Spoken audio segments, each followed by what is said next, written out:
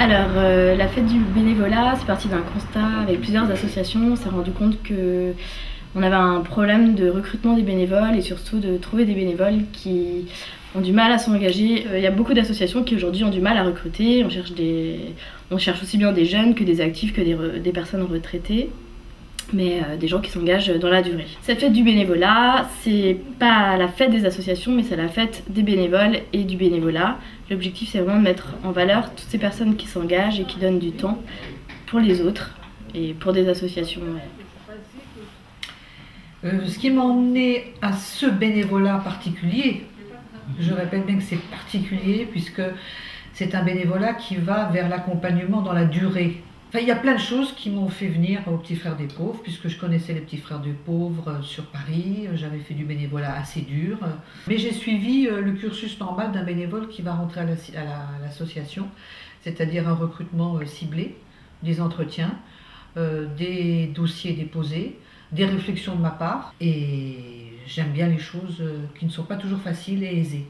Et le bénévolat des personnes accompagnées, ça n'est pas toujours facile, mais j'aime ça. Oui, il y a des personnes qui sont très isolées. Très, très, très isolées. Très. Alors, en dehors du cadre de toutes les personnes qui viennent à domicile pour des soins.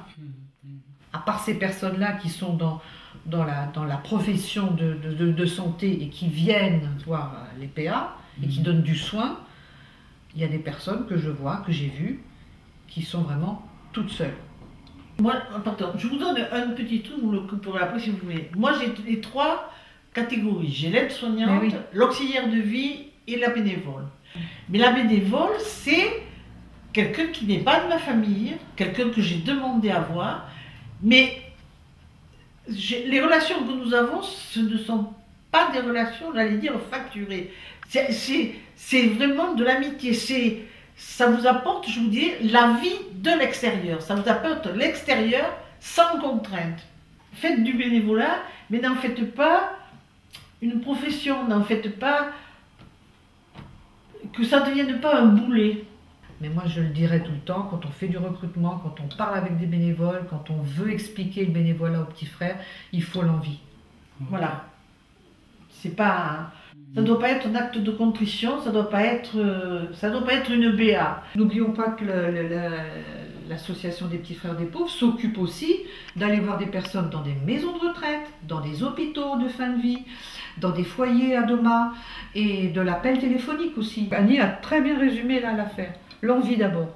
Après ça passe, même si c'est plus loin, même si le domicile de la BA est plus loin, même si c'est après le travail, parce qu'on a des bénévoles qui visitent une fois que le travail est terminé.